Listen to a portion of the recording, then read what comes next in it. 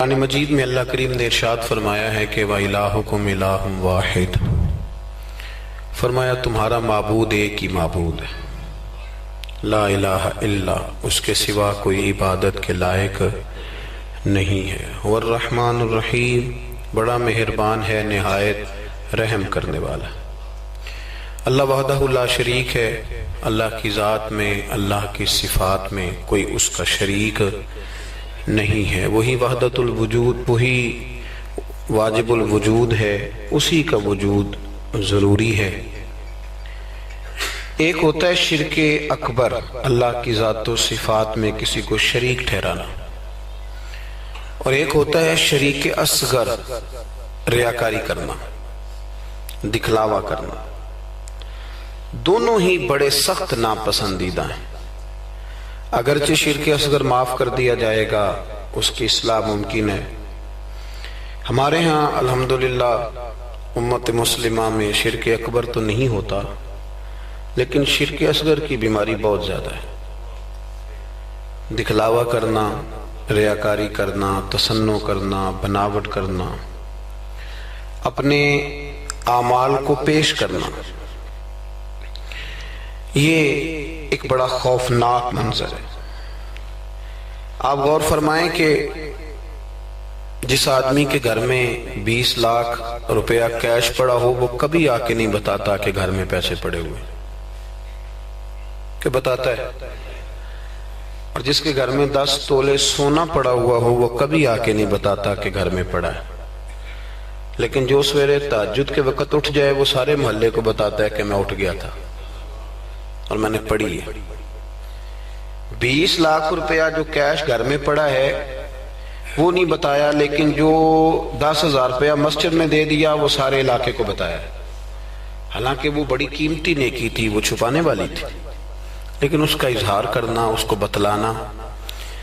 حضرت عمر فاروق رضی اللہ تعالیٰ عنہ فرماتے ہیں کہ میں اللہ کے پیارے محبوب صلی اللہ علیہ وسلم کی قبر اطہر کی زیارت کے لیے حاضر ہوا تو حضور کے مزار کے پاس بیٹھ کر حضرت معاذ ابن جبل رضی اللہ تعالیٰ عنہ رو رہے تھے۔ میں نے انہیں دیکھ کے کہا کہ کیوں رو رہے ہو؟ کہنے لگے نبی پاک علیہ السلام کی 2 حدیثیں ہیں جن کی وجہ سے میں بڑا پریشان رہتا ہوں، میں سوچتا ہوں کہیں میں زاد میں نہ آ جاؤں۔ ابن ماجہ میں حدیث موجود ہے، حضرت سیدنا عمر فاروق رضی اللہ تعالیٰ عنہ فرماتے ہیں کہ میں نے ان سے پوچھا کہ وہ 2 باتیں کون سی ہیں؟ تو فرمانے لگے ایک تو نبی پاک صلی اللہ علیہ وسلم نے یہ فرمایا تھا کہ اللہ فرماتا ہے جس نے میرے ولی سے دشمنی کی، میرا اس کے خلاف اعلان جنگ ہے۔ تو حضرت معاذ ابن جبل کے رونے کی وجہ محدثین اور شارحین نے یہ بیان کی کہ وہ رو اس لیے رہے تھے کہ کیا پتہ چلے گا کہ اللہ کے بندوں میں سے ولی کون ہے، تو کہیں بھول کر بھی کسی کی بے ادبی نہ کر بیٹھوں، اس لیے وہ رویا کرتے تھے، ڈرا۔ یہاں تو لوگوں کو پتہ ہوتا ہے نا یہ ولی ہے اللہ کا، پتہ ہے نا لوگوں کو کہ داتا صاحب اللہ کے ولی ہیں، خواجہ معین الدین اجمیری اللہ کے، حضرت بایزید بستامی اللہ کے ولی ہیں، حضرت جنید بغدادی اللہ کے، لیکن پھر بھی لوگ بے ادبی کرتے ہیں، پتہ ہے۔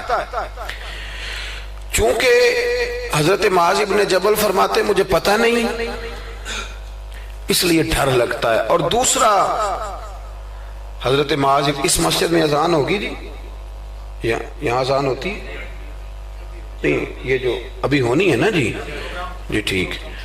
تو حضرت معاذ ابن جبل رضی اللہ تعالیٰ عنہ فرماتے ہیں دوسری یہ بات کہ نبی کریم صلی اللہ تعالیٰ علیہ وآلہ وسلم نے ارشاد فرمایا کہ تھوڑی سی ریاکاری بھی شرک ہے، تھوڑی سی، سیاستہ کی روایت درس کر رہا ہوں، یعنی یہ نہیں ہو سکتا کہ چلیں آپ تھوڑی سی کر لیں اور باقی سارے مخلص ہو جائیں، یہ نہیں فرمایا، بلکہ فرمایا تھوڑی سی ریاکاری بھی شرک ہے، تھوڑا سا بھی دکھلاوا نہ کرو، تھوڑا سا، کیونکہ ذات الہی کے لیے جو کام کر رہے ہو وہ بندوں کو کیوں بتا رہے ہو؟ جو کام اللہ کی رضا کے لیے، اس میں بندوں کی شراکت کا کیا معنی ہوگا؟ میرے عزیز دوستو، ہمارے ہاں معاشرے میں گھٹن تب پیدا ہوتی ہے جب لوگ نیکیاں چھپ کے نہیں کرتے۔ بہت سارے لوگوں کو نماز پڑھ کے بھی سکون نہیں ملتا، ذکر کر کے بھی سکون اس لیے کہ کہیں نہ کہیں ان کے دل میں یہ بات بیٹھ جاتی ہے کہ میں نفل پڑھنے لگا ہوں، اللہ کرے کسی کی نظر پڑ جائے اور وہ دیکھ کے کہہ دے کہ میں نہ، کیا میری بات، کیا میرا رویہ ہے۔ حضرت جنید بغدادی رحمت اللہ علیہ فرماتے ہیں کہ ایک شخص تھا میرے زمانے میں جس نے نیک بننے کے لیے نماز شروع کی اور بڑی پکی نمازیں پڑھتا تھا، لیکن جدھر سے گزرتا تھا لوگ کہتے تھے وہ دیکھو ریاکار جا رہا ہے، کیونکہ جس مقصد کے لیے کام کرتا تھا وہ عیاں ہو گیا۔ میرے پاس ایک دن آیا، کہنے لگا حضور نیک نامی کے لیے عبادت شروع کی تھی، الٹا بدنام ہو گیا ہوں۔ تو آپ فرماتے میں نے اسے کہا تو لوگوں کی طرف سے امید اتار کیوں نہیں دیتا کہ لوگ تیری تعریف کریں گے؟ تو ایک ہفتہ اس لیے پڑھ کے میرا اللہ دیکھ لے اور اللہ کے رسول دیکھ لے، اس لیے پڑھ لے ایک ہفتہ، پھر اس کے بعد مجھے بتانا۔ وہ شخص کہتا ہے ابھی پورا ہفتہ نہیں ہوا تھا کہ میرے پورے علاقے نے میری عزت کر دی شروع کر دی۔ اخلاص بڑا ضروری ہے۔ آپ یقین کریں اب تو یہ جو ہمارا مذہبی ماحول ہے نا، اس کے اندر بھی آپ کبھی اشتہار پڑھیں تو ایک صدارت ہوتی ہے، ایک سرپرستی ہوتی ہے، ایک نگرانی ہوتی ہے، ایک خصوصی تعاون ہوتا ہے، ایک مہمان خصوصی ہوتا ہے، ایک فلانے صاحب ہوتے ہیں، ایک فلانے صاحب ہوتے ہیں۔ تو کئی دفعہ بندہ سوچ میں پڑ جاتا ہے کہ یار حد ہو گئی ہے، اس گاؤں میں صرف 6 ہی بندے ہیں، یہی صرف قابل بندے تھے جن کے نام لکھ دیے گئے، اور پھر جس کے پاس نوٹوں کی دتھی ہوتی ہے اس کا فرنٹ سیٹ پہ اس کا نام لکھا ہوا ہوتا ہے، وہ آگے ہوتا ہے۔ ایسے تو نہ کریں آپ۔ اخلاص دیکھیں نا، جو بندہ ویڈیو میں آ گیا اس کا تو سب کو پتہ چل گیا کہ محفل میں آیا ہوا تھا، تو جو ویڈیو میں نہیں آیا اس کا بندوں کو پتہ چلے نہ چلے، رب رسول کو تو پتہ ہے نا کہ آیا ہوا تھا۔ آپ کی اس محفل کا مہمان خصوصی پتہ کون ہے؟ بتا دوں؟ میں نہیں، میں تو سیدھا سٹیج پہ آیا ہوں، سٹیج سے سیدھا گاڑی میں جاؤں گا۔ اس محفل کا مہمان خصوصی وہ ہے جس نے یہاں جھاڑو دیا مسجد میں، جس نے صفیں بچھائی ہیں، جس نے جو پیچھے بیٹھا ہے، جس نے بیچارے نے یہاں سارا دن محنت، جس نے اشتہار لگایا، وہ مہمان خصوصی جس نے محنت کی۔ باقی تو آئے لوگ صدارت کر کے گزر گئے۔ اخلاص والا عمل زندہ رہتا ہے۔ اور اگر آپ ناراض نہ ہوں تو میں تو ریاکاری کا سادہ ترجمہ کیا کرتا ہوں، اگر آپ کہیں تو کر دوں۔ یہ تسی بولے نہیں، 2-4 تے بندے بولے رہن دینے ہیں، کوئی اور گل کر لے، کر دوں ریاکاری کا سادہ ترجمہ۔ میں ریاکار کو نہ اداکار کہتا ہوں۔ میں کہتا ہوں جو ریاکار ہوتا ہے یہ بنیادی طور پہ تو اداکاری لمبی چلتی کوئی نہیں، بندہ تھک جاتا ہے، اداکاری لمبی نہیں چلتی، لمبا کام اخلاص والا چلتا، وہ تھوڑا ہو وہ اخلاص والا چلتا ہے۔ خلوص کا معاملہ کریں بھئی، کچھ کام تو ایسے کریں جو فقط اللہ اور اس کے رسول کی رضا کے لیے، اور ان کو چھپائیں کہ کوئی بندہ دیکھ نہ لے، چھپا کے رکھیں، مخلص فی الدین، اللہ کی رضا کے لیے۔ حضرت سیدنا عثمان غنی رضی اللہ تعالیٰ عنہ نے نا سید عائشہ صدیقہ رضی اللہ تعالیٰ عنہ کو نے ایک ملازمہ دی تھی، خادمہ کا، اما جی یہ آپ کے کام کاج کر دے گی سارے، یہ آپ کو بہت ساری جو چیزوں کی ضرورت ہوگی فراہم کریں گی، کپڑے دھویا کریں گی، جھاڑو دیں گی، روٹی پکا کے۔ ایک خادمہ دی، کنیز دی۔ وہ کنیز کہتی ہے کہ میں تو گئی تھی حضرت عائشہ کی خدمت کرنے، اور وہاں منظر یہ تھا کہ جناب عائشہ میرے بھی سارے کام کر دیتی تھی۔ وہ روٹیاں پکانے کھڑی ہوتی تو 2 روٹیاں مجھے بھی پکا دیتی، وہ کپڑے دھونے کے لیے کھڑے ہوتی تو کہتی لا تیرا دوپٹہ میں بھی دھو دیتی ہوں۔ وہ میرے سارے ہی کام کر دیتی، لیکن جب کوئی دروازے پہ بھیک مانگنے آتا نا تو جناب عائشہ صدیقہ مجھے پیسے دے کے کہتی جاؤ اسے دے آ۔ تو میں عرض کرتی کہ اماں جی سارے کام آپ میرے بھی کر دیتی ہیں، اور جب باہر کچھ دینے کی باری آتی ہے تو آپ مجھے بھیجتی ہیں، تو اس میں کیا حکمت ہے؟ تو جناب عائشہ صدیقہ رضی اللہ تعالیٰ عنہ کی سوچ دیکھیں، پھر لوٹیں میرے دوست، دیکھیں ہماری اماں ہماری تربیت کیسے کرتی، دیکھیں ان کا انداز فکر کیا ہے سوچنے کا۔ جناب عائشہ صدیقہ رضی اللہ تعالیٰ عنہ فرمانے لگی جب تو باہر جا کے اس کو خیرات دے گی نا تو وہ تجھے دعا دے گی، تو وہ سمجھے گی کہ یہ مجھے دے رہی ہے، وہ دعا بھی تجھے ہی دے جائے گی۔ میں دعا بھی نہیں لینا چاہتی، میں نے جو بھی اجر لینا ہے قیامت کے دن اپنے رب کریم سے ہی لینا ہے۔ میں چاہتی ہوں کہ دعا بھی تو ہی لے لے، میں دعا والا۔ یہاں تو 36 مرتبہ شکریہ ادا کرنا پڑتا ہے، 36 مرتبہ۔ فلانا آیا اس کا بھی شکریہ، فلانا آیا اس کا بھی شکریہ، فلاں صاحب آئے ان کا بھی شکریہ. اتنے شکریہ ادا کرنے پڑتے ہیں. اور ہمارے تو دیہاتوں میں لوگ کہتے ہیں نیکی تے میں کراں پر یہ کہڑا نہ نیکی کر دے. میں کہ چلو انہوں نے کہنے ہیں تساں نیکی کیتی تہاڈے اشتہار چھپوا دیں، بندہ بڑا چنگا بھی میرے نال نیکی کر گیا. اس کے پوسٹر لگنے چاہیے. نیکی کس کے لیے کی تھی؟ بولیے سارے بولیے. تو اللہ کو بتانے کی ضرورت ہے. ہمارے ہاں تو ختموں میں بڑا برا حال ہوتا ہے. ایک لسٹ دی جاتی ہے بڑی لمبی. مجھے بھی ایک جگہ لسٹ دے دی، اس پہ لکھا تھا کہ 5000 قرآن پاک پڑھا ہے. حالانکہ مرنے والے کا اپنا بیٹا ایکسپارہ بھی نہیں پڑھتا، وہ ایکسپارہ بھی نہیں پڑھتا. 5000 قرآن پاک، اتنے لاکھ درود شریف. تو میں نے دعا شروع کی تو میں نے کہا کہ یا اللہ جو پڑھا پڑھایا جانے والے کی روح کو بخش دے. تو بعد میں مجھے وہ کہنے لگے پیر صاحب آپ نے بتایا نہیں کیا کچھ پڑھا تھا. میں کہا کیا دسنا ساجے، کس کو بتانا تھا؟ ثواب کس نے دینا ہے؟ اس کو ضرورت ہے بتانے کی. معاذ اللہ آپ کیسی بات کرتے. یعنی یہ ثواب بھی اب بندوں کو بتائیں گے. پھر جی یہ 50,000 روپیہ میں اپنے ابا جی کی طرف مسجد دینے لگا ہوں تو یہ ختم میں یہ بھی اعلان کر دیں. اچھا جناب ابا جی آپ کو کیا دے گئے؟ کہنے لگا 2-4 ایکڑ زمین بھی، کاروبار بھی، پیسے بھی. تو میں نے کہا اس نے بھی مسجد میں اعلان کرایا تھا کہ بغیر اعلان کے دے گیا ہے؟ اتنی وہ تو بغیر اعلان کے دے گیا. تو اس میں سے 20,000 دے رہا ہے، اس کا بھی اعلان کرا رہا ہے. اور قاری صاحب بیچارے کئی دفعہ خطیب صاحب الجھ جاتے ہیں، اس لیے کہ جب وہ 1000 روپیہ دینے آتا ہے تو کہتا ہے صحیح کر کے دسیا دے محمد بشیر دکھن علامت بندے پہاڑ والا سمجھ لیں. صحیح کر کے بتانا، ہنسنے کے لیے نہیں رونے کے لیے بات کر رہا ہوں. یہ اتنا برا حال ہو جائے گا ہمارا، کس کو بتاتے پھرتے. اور میں نے دیکھا نوٹ کھول کر لوگ لے آتے. اس طرح نہ کرے، نیکیوں کو چھپائیں. چھپی ہوئی چیزیں قیمتی ہوتی، یہ قیمتی چیزیں ہوتی، یہ قیمتی ہوتی. حضرت عبداللہ ابن مبارک بہت بڑے درویش گزرے، عالم بھی تھے، صوفی بھی تھے، درویش بھی تھے، حدیث کے بہت بڑے استاد بھی تھے. اور جو صوفیاء سابقون الاولون ہوئے ان میں آپ کا نام ہے. آپ نہ اکثر اپنے کوفے کے علماء سے استفادہ کرنے کے لیے نہ کوفے آیا کرتے تھے. ہر شعبے میں کچھ لوگ اسپیشلسٹ ہوتے ہیں، تو علماء کے شعبے میں بھی کچھ لوگ اسپیشلسٹ ہوتے ہیں. یہ الگ بات ہے کہ آج کل جو ایک عمرہ کر رہا ہے وہ مفتی ہوتا ہے، اور اگر حج کر رہا ہے تو پھر تو شیخ الحدیث ہے. وہ کہتا ہے سارے مسئلے اب میں ہی بتاؤں گا. اور دو کی کتابیں پڑھ لے تو پھر تو کہتا ہے مولویانوں کی پتہ ہوئے، سارا پتہ تو مجھے. اللہ تعالیٰ سمجھنے کی توفیق دے.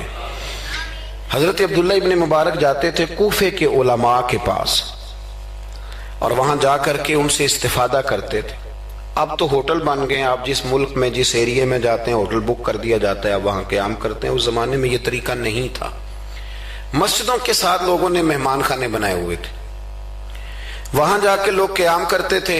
کھانا پانی مسجد میں لوگوں کو پتہ چلتا تھا، مہمان آ گیا، وہاں لوگ کھانا بھیج دیتے تھے. حضرت عبداللہ ابن مبارک رحمت اللہ علیہ اکثر اس مہمان خانے میں کوفے جا کے رکتے. ایک نوجوان تھا، اس کو علماء کی خدمت کا بڑا شوق تھا. اللہ کے بندوں کی خدمت کا شوق لگ جائے تو پھر اللہ بڑی رحمت فرمایا کرتا ہے. اسے بڑا شوق تھا، وہ بڑی خدمت کرتا، آپ کے لیے کھانا لاتا، پانی لاتا، چائے لاتا، تکیہ پیش کرتا. بڑے مہینوں سالوں سے ملاقات رہی. پھر ایک دفعہ حضرت عبداللہ ابن مبارک آئے کوفے میں تو پوچھا کہ وہ نوجوان کہاں ہیں. لوگوں نے عرض کی حضور وہ چھوٹا سا کاروبار کرتا تھا تو اس پہ قرضے چڑھ گئے. جن لوگوں کے پیسے دینے تھے نا وہ بڑے تگڑے لوگ تھے، انہوں نے پرچہ کٹوا دیا. کوت والے شہر سمجھ لیں کہ ایس ایچ او گرفتار کر کے لے گئے. جب تک بندہ سخاوت کر رہا ہوتا ہے تب تک نہیں لوگ پوچھتے کہاں سے آئے ہیں، اور جب بندہ کہیں الجھ جائے نا تو پھر بندے کہتے ہیں اوہو بندہ ہی ٹھیک نہیں تھا. بڑے بڑے لوگوں کو نقصان ہو جاتا ہے کاروبار میں. یہ کیا بات ہوئی؟ حضرت عبداللہ ابن مبارک کو پتہ چلا. ویسے آج کل کا کوئی پیر ہوتا تو وہ پیر صاحب پتہ کیا کرتے ہیں، جب تک مرید جھاڑو دیتا رہے پھر تو وہ کہتے ہیں میرا منظور نظر ہے، لیکن اگر قرضے چڑھ جائیں تو کہتے ہیں اس کا ذاتی معاملہ ہے، میں ذاتی معاملات میں مداخلت نہیں کرتا. تو جب تیرے گھر میں 6 درجن کنوں لے کے آتا تھا تب ذاتی معاملہ نہیں تھا، اب ذاتی معاملہ ہو گیا ہے. اسی طرح کام لیڈر کرتے ہیں، کام کراتے رہتے ہیں سیاستدان، اور اگر بندہ الجھ جائے تو کہتے ہیں اس کا ذاتی معاملہ ہے. تو جب تو دفتر کھلوا رہا تھا تب ذاتی معاملہ نہیں تھا. ہمارا یہ مزاج ہے کہ ہم طبعاً انسانوں سے نفع لینا چاہتے ہیں، لالچی ہوتے جا رہے ہیں. سیدنا عبداللہ ابن مبارک رحمت اللہ تعالی علیہ نے کہا قرضہ چڑھ گیا ہے اور وہ بند ہے جیل میں. آپ گئے, جا کے کوتوال سے SHO سے ملاقات کی, فرمایا ماجرا کیا ہے, معمہ کیا ہے؟ وہ کہنے لگا حضور بچہ بے قصور ہے, بیچارہ کام کرتا تھا تو اچانک نقصانات ہوئے تو ہوتے ہی گئے. انسان جب کامیاب ہوتا ہے تو مٹی کو بھی ہاتھ لگائے تو سونا ہو جاتی, اور جب ناکام ہوتا ہے تو ایسا پھسلتا ہے کہ پھر کسی جگہ اس کا ہاتھ نہیں پڑتا. وہ الجھ گیا, حضرت جی الجھتے الجھتے قرضے چڑھ گئے. اور حضرت صاحب جس پارٹی کے پیسے دینے ہیں وہ بڑی سخت ہے, وہ کہتی ہے کہ ہم نہیں چھوڑیں گے. حضرت عبداللہ ابن مبارک رحمت اللہ تعالی علیہ فرمانے لگے پیسے کتنے؟ کہنے لگا 50,000 دینار. آپ سمجھ لیں کہ 5 کروڑ روپیہ. تو حضرت عبداللہ ابن مبارک, توجہ ہے نا میری بات پہ, تھک تو نہیں گئے آپ لوگ؟ حضرت عبداللہ ابن مبارک رحمت اللہ علیہ فرمانے لگے اگر تو میری ایک شرط پوری کرے تو میں پیسے دے دیتا ہوں. میری طرف دیکھیں, کہانی تو نہیں نہ سنا رہا میں, آپ ذرا غور تو کریں کیا کہہ رہا ہوں. یعنی 50,000 دینار. فون بند کر لیتے ہیں لوگ اگر آپ کو پیسوں کی ضرورت پڑ جائے تو, لوگ فون بند کر لیتے ہیں. ویسے کہتے ہیں چودھری کو حکم ہوا تو دسی, اور جب وہ بتا دے پھر چھٹی. 50,000 دینار. حضرت عبداللہ ابن مبارک رحمت اللہ علیہ فرمانے لگے میری ایک شرط پوری کر, پیسے میں دیتا ہوں. اس نے کہا حضور 50,000 دینار ہیں. فرمایا میں نے سن لیا ہے پر میری شرط پوری کر. اس نے کہا حضور وہ کیا؟ تو آپ فرمانے لگے اس نوجوان کو بتانا نہیں اس کے پیسے کس نے دیے, پیسے میں دے دیتا ہوں. اس نے کہا حضرت جی اسے نہیں بتانا. آپ فرمانے لگے اس کے لیے نہیں دینے, میں نے اللہ کی رضا کے لیے دینے, اور جس رب کے لیے میں نے دینے ہیں اسے بتانا نہیں پڑتا, وہ تو دلوں کے حال جانتا ہے, وہ تو علیم بذات الصدور ہے, لہذا بتانا نہیں. اس کو پیسے دے دیے. نوجوان نے بڑی منت کی کوتوال کی, یار اتنے بڑے پیسے کوئی دے گیا, کوئی 10 روپے تو نہیں دینا, اس محسن کا پتہ بتا, میں تو اس کے پوتوں کی بھی نوکری کروں گا. اس نے کہا میں مجبور ہوں, مجھے حکم نہیں, میں نہیں بتا سکتا. وقت گزر گیا, وہ کوتوال بھی کہیں تبدیل ہو گیا. وہ نوجوان کہتا ہے عبداللہ ابن مبارک بوڑھے ہو گئے, اب گھر میں رہتے ہیں, باہر نہیں آتے. زیادہ ذوف آ گیا, اب جس نے پڑھنا ہے کچھ استفادہ کرنا ہے وہ بھی گھر میں حاضر ہوتا تھا. اللہ اکبر. وہ نوجوان کہتا ہے جیسے جیسے میری عمر بڑھتی شوق بڑھتا کہ یار میرا محسن مجھے مل جائے, میں اس کے پیر ہی چوم لوں ایک دفعہ. اتنا عظیم آدمی. اس کے بعد کئی دفعہ حضرت عبداللہ ابن مبارک ملے بھی. نوجوان کہتا ہے وہ جب بھی مجھے ملتے میں انہیں کہتا بابا جی نیک تو آپ بھی بڑے ہیں پر بندہ تو وہ تھا نا جو میرے پیسے دے گیا. تو وہ فرمایا کرتے چل دعا کرنا اللہ مجھے بھی کوئی کام کرنے کی توفیق دے, دعا کرنا. وقت گزر گیا, 15 سال بیت گئے. ایک دن وہ کوتوال کہیں رستے میں مل گیا تو اس نوجوان نے نا سر سے پگڑی اتار کے پیروں میں رکھ دی. کہنے لگا تجھے اللہ رسول کا واسطہ, میں کہیں شکریہ ادا کرنے سے پہلے ماری نہ جاؤں, میرے محسن کا پتہ تو بتا دے, ایک دفعہ بتا وہ کون ہے. وہ کوتوال کہنے لگا تو نے قسم ہی بڑی دے دی ہے, تجھے واقعی نہیں پتا وہ کون ہے, تو نہیں جانتا؟ کہا نہیں. کہنے لگا روز تو ان کی بغل میں بیٹھا ہوتا تھا, بعد میں بھی کئی دفعہ اکٹھے دیکھا. کہا کیا مطلب؟ کہنے لگے حضرت عبداللہ ابن مبارک. وہ نوجوان کہتا ہے میں اتنا تیز دوڑا کہ پگڑی گر گئی, جوتے ٹوٹ گئے, پیروں میں زخم ہو گئے, پر میں بھاگا کہ میں شکریہ ادا کروں. میری اجرت میری محنت سے زیادہ کیوں ہے, میرے محسن تیرے احسان سے ڈر لگتا ہے. کہتے ہیں دوڑا گیا, لیکن قربان جاؤں جب عبداللہ ابن مبارک کے گھر کے باہر پہنچا تو رش لگا ہوا تھا. میں نے لوگوں سے پوچھا کیا ہوا, تو کہنے لگے 2 گھنٹے گزرے عبداللہ ابن مبارک انتقال کر گئے. یہ ابھی 2 گھنٹے گزرے, یہ ابھی 2 گھنٹے گزرے. ابھی بے قدراں کچھ قدر نہ جاتی, کیتی خوب تسلی ہو, دنیا دار پجاری زر دے, کتیاں دے گل ٹلی ہو, بک بک روشن اکھیاں تکیو ویکھ حویلی کلی ہو, تے کوچ نصیر اساں جدوں کیتی پہ جانی تھر تھلی ہو. دنیا جمع ہو گئی, لوگ رو رہے ہیں.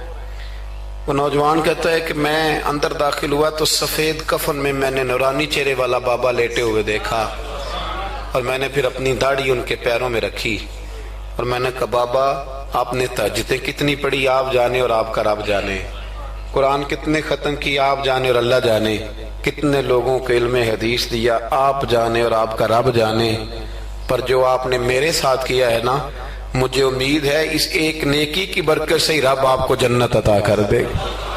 یارو کوئی کام کرنا بھی تو اسے دکھا لینا، اس پر اس قدر زیادہ تشریف رکھیں جی، اللہ خوش رکھے آپ کو۔ میں تو خدمت تھوڑی کرانے آیا ہوں، اللہ آپ کو بہت ساری عزتوں سے نواز۔ میری خدمت اتنی ہے کہ آپ میری کوئی ایک بات سمجھ جائیں، اللہ آپ کو جزائے خیر دے۔ عزیز دوست، اگر مزاج میں خلوص ہو، ایک دیکھیں نا، بیوی کو آپ سارا خرچہ دیں، اس کی ہر بات مانے، لیکن اسے پتہ چل جائے کہ میرے ساتھ مخلص نہیں، کہیں اور بھی اس کی نظر ہے، تو گھر بستا ہے۔ اور اگر خامن کو پتہ چل جائے کہ کپڑے بھی وقت پہ دھو کے دیتی ہے، روٹی بھی ٹائم پہ پکاتی ہے، لیکن میرے ساتھ مخلص نہیں، تو گھر چلتا ہے؟ اخلاص نہ ہو تو گھر نہیں چلتا، تو پورا دین کیسے چلے گا؟ لیکن لوگ دکھاتے پھرتے ہیں، اپنا آپ بتاتے پھرتے ہیں، الجھ گئے ہیں۔ کیا ضرورت ہے ان چیزوں کی؟ اگر آپ کے اندر خوشبو ہے تو خوشبو کو تھوڑی ضرورت ہے کہ وہ بتائے کہ میں خوشبو ہوں۔ خوشبو بتایا نہیں کرتی، خوشبو آیا کرتی ہے۔ خوشبو بولیے آیا کرتی۔ امام زین العابدین، بس بات سمیٹنے لگا ہوں، امام زین العابدین حضرت امام حسین کے کربلا میں بچنے والے اکیلے شہزادے، نواسہ رسول، جگر گوشہ بطول، حضرت سیدنا امام زین العابدین بیمار کربلا رضی اللہ تعالیٰ عنہ۔ امام زین العابدین نا، ان کا وصال ہوا تو جب ان کو غسل دیا جانے لگا تو ان کی پشت پر موٹے موٹے نشان تھے۔ لوگوں نے آپ کے صاحبزادے سے کہا یہ نشان کس بات کے ہیں؟ تو صاحبزادے رو پڑے، فرمانے لگے میرے ابا جی نا رات کو اناج کی بوریاں اپنی پشت پہ رکھ کے غریبوں کے گھروں میں پہنچا کے آیا کرتے۔ تب لوگوں میں تجسس پیدا ہوا کہ صاحبزادے آپ کہاں رہتے تھے؟ تو فرمانے لگے میں کئی دفعہ عرض کرتا تھا کہ مجھے دے دیں، میں دے آتا ہوں، تو فرمایا کرتے تھے پتر اگر تمہیں دوں گا تو پھر اس غریب کا نام بھی بتانا پڑے گا، پھر اس غریب کا نام بھی بتانا پڑے گا، تو میں اسے رسوا نہیں کر سکتا، میرا اس کا اور میرے اللہ کا راز ہے۔ یار کوئی تو نیکی ہو جو چھپی۔ ہمارے ہاں لوگ کہتے ہیں جی پہلے پتہ کرانا ہے بندہ مستحق ہے کہ نہیں، ہے نا جی۔ پہلے میں نے امام شافعی سے بھی ایک بندے نے آ کے کہا تھا، اس نے کہا تھی میرا دل بڑا کرتا ہے سخاوت کروں پر مستحق بندہ کوئی نہیں ملتا۔ تو امام صاحب فرمانے لگے تیرے پاس جو کچھ اللہ نے تجھے دیا ہے تو اس کا مستحق تھا، تیرا حق بنتا تھا۔ وہ چپ کر گیا، کہنے لگے اگر رب کریم نے تیری خوبی کوئی نہیں دیکھی اور تجھے اپنے فضل سے عطا کر دیا تو اللہ کے بندوں کو کیوں ٹٹولتا پھرتا ہے؟ اب تو انٹرویو اتنا سخت لیا جاتا ہے، اتنا سخت غریب کا انٹرویو ہوتا ہے کہ وہ کہتا ہے اس خیرات سے تو مر جانا ہی بہتر ہے۔ اتنا سخت انٹرویو لیا جاتا ہے۔ ہم سخت ہو گئے ہیں ہمارے مزاجوں میں۔ ہر مانگنے والا آدمی دکاندار، میں رات کو نا لاہور تھا تو واپسی پہ ایک جگہ پہ نا لاہور سے آتے ہوئے ایک پیٹرول پمپ پہ قریب ہی لاہور کے بریک لگائی بچے نے، کچھ تیل بھروانا تھا، کچھ اور طبی ضروریات تھیں، تو ایک بچی کوئی 10-12 سال کی وہ قریب آ گئی کھلونے لے کے۔ تو اس نے کہا انکل جی کھلونا لے لو۔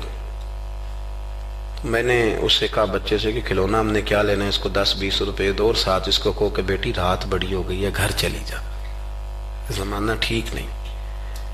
تو اس نے شیشہ کھول کے کوئی 20 روپے اس کی طرف بڑھائے تو بچی کہنے لگی انکل میں مانگتی نہیں۔